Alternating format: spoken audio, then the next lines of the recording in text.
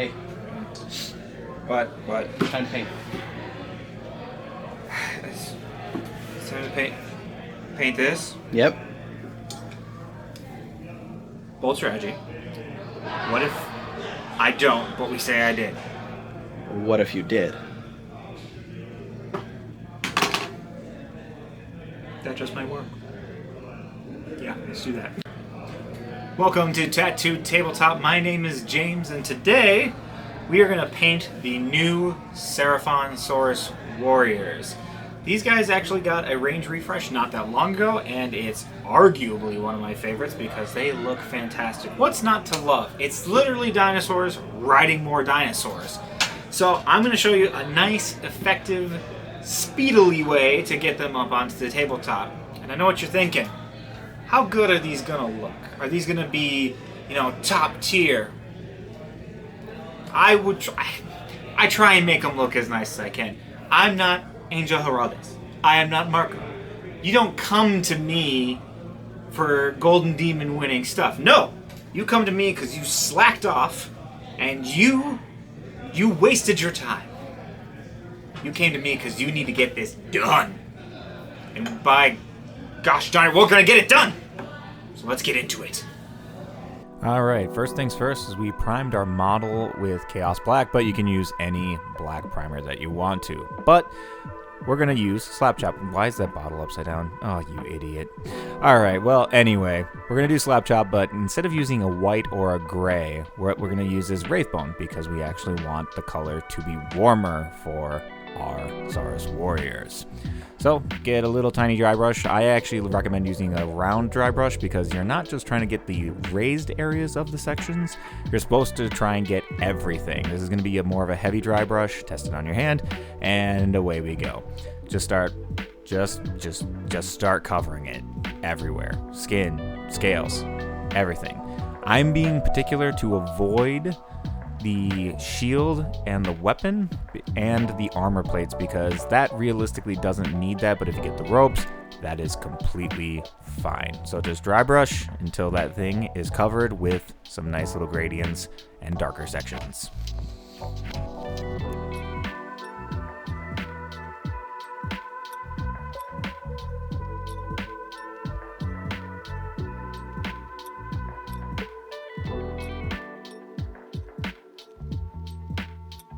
Alright, next up we're going to work on the skin and the scales, so we're going to do a 1-to-1 mix of Achelian green and contrast medium. So the reason we're doing just a 1-to-1 is we actually want the skin to be lighter, and we're covering the scales as kind of more or less like a pre-shade for when we actually do the skin and the scales directly. So we're just going to mix these two together, get it to about that sort of consistency there where it's reduced but not too low, and you just start applying it all over the model. If it starts to pool in any areas, obviously feel free to just move that around into the darker sections of the model, but you're just going to apply this all over the model and just get it everywhere. Just make a mess of it.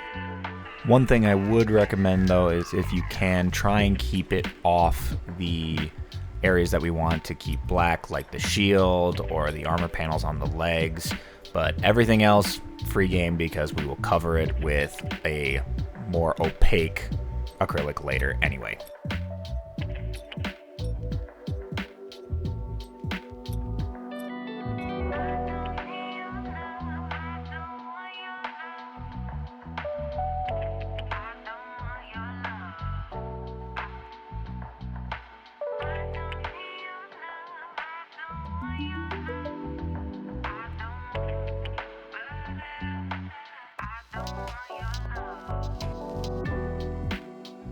Alright, now we'll just wrap up the last little detail here. And this is roughly what your Saurus should look like with that base layer put on.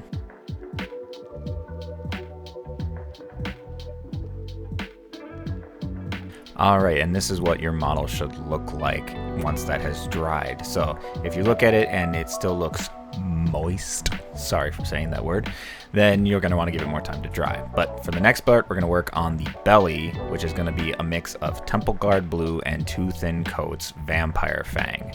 You're basically going to add both of these paints to your palette so that you can mix them together to kind of create a sort of soft blue gradient.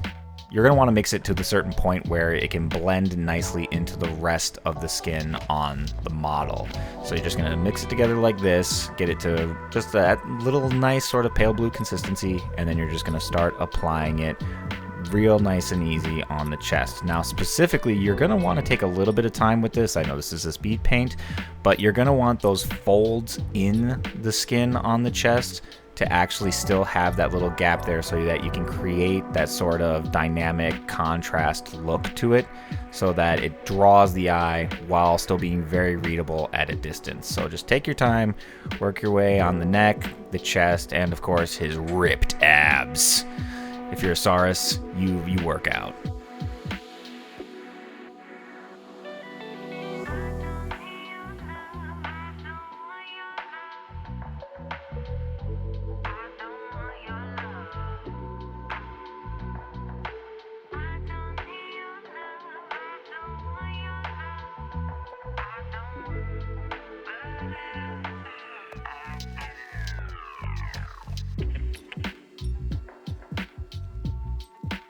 And don't forget to get the tail. Alright, and this is what it should look like with the skin done there. So as you can see, it still has that brighter color, but it transitions into the rest of the model, even the areas that I didn't touch with that paint. But next we're going to work on the ropes. So for these ones on these models, to make them pop, I like to use Berserker Red by Two Thin Coats. Your equivalent would be something like Corn Red on Citadel, but any sort of darker red paint, because I think it makes it pop a little bit more. It has a little bit more contrast to the model, and you're just going to find them and pick up those raised details. So don't forget to position your brush so that I haven't finished the scales yet. What are you doing? You idiot. Stop painting the ropes now. You still have to do the scales. You have to do 2 whole steps before you... Oh wait. This already happened. Alright, well, just keep going, I guess. Yep. Just don't forget to take your time on it, because you're going to be dry brushing the scales later. You moron. Well, learn from me, but if you can still avoid it, and you'll see it still comes out fine.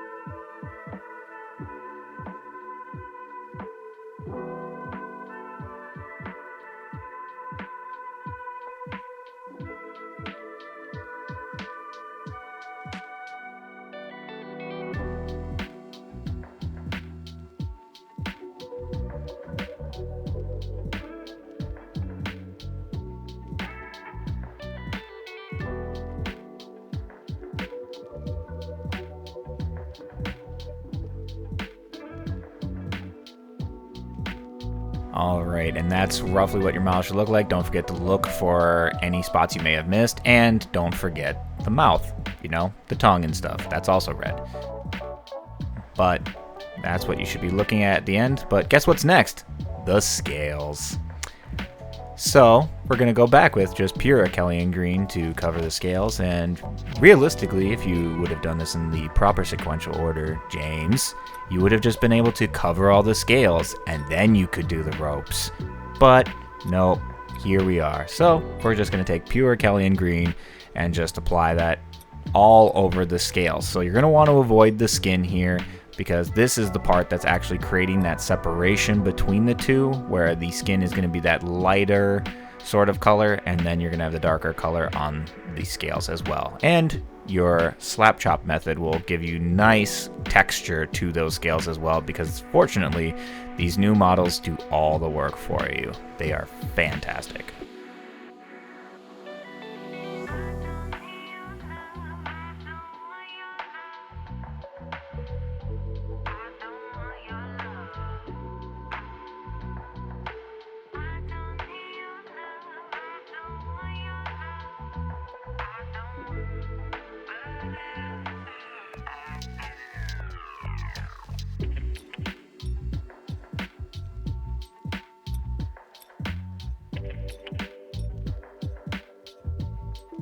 Alright, and that's what your model should look like at the end of it. So you can see the brighter skin and the darker scales.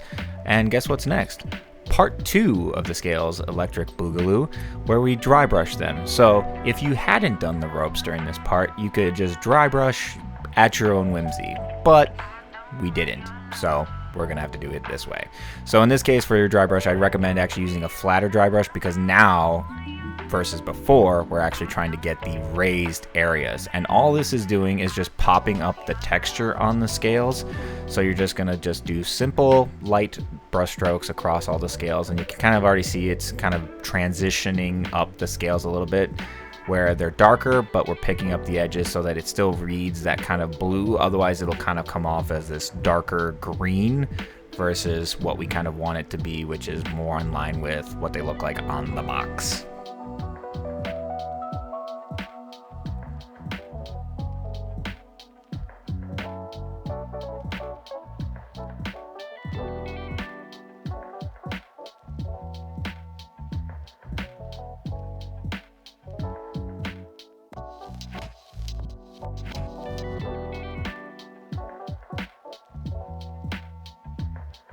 Alright, and now you can see that we picked those raised edges up, so now it's not as dark and the transition is even better and you get fantastic texture. But now, as you can see by my big pointing finger, it's time for the gold.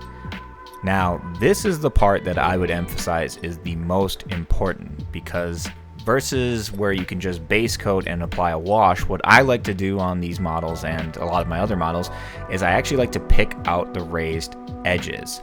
So we're just going to take our time, position our brush a little differently, and just get all those raised areas so that we leave that pure black in the recesses. What this is going to do is it's going to save us a step from doing a wash, which there's arguments all over the internet which one's faster. I think this one, in my opinion, looks better. Instead of having that sort of red flesh wash that goes into those corners, it is just a sharp black contrast to it, and I think that it makes it pop a lot more. So this is the part where you're going to take your time, just pick out the individual areas, and in this case, you see me making my way around that gem right there. If you get some gold on there, that's fine. We're going to end up covering that with that Berserker red again. And you'll get to the shield here. Again, take your time, just paint over it. If you do spill it into any of the areas that you don't want to, then you can just go back in with a pure black paint, cover that, and that'll be totally fine as well. But with a little patience, your shield is going to really pop. I think it looks incredible.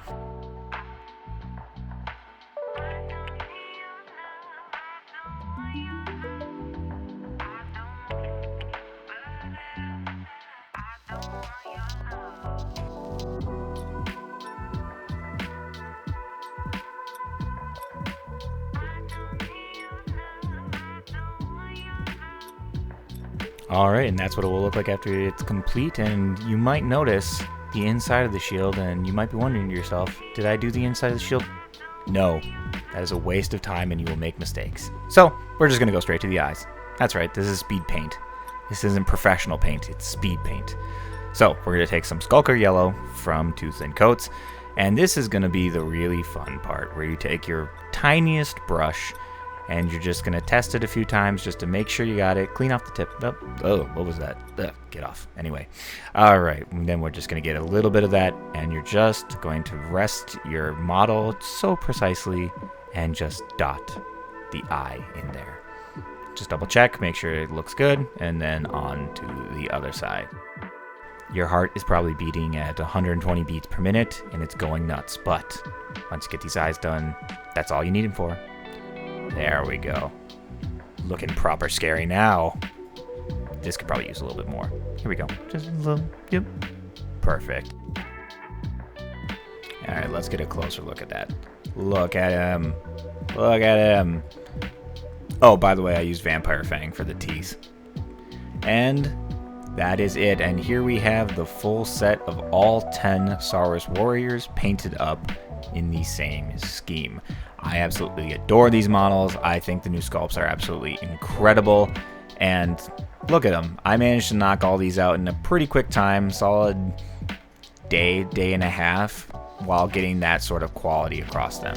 But now that that's all done, time to wash the brush off, put the cap on the palette, and resume that nap. Until next time, I've been Tattooed Tabletop. Go paint something.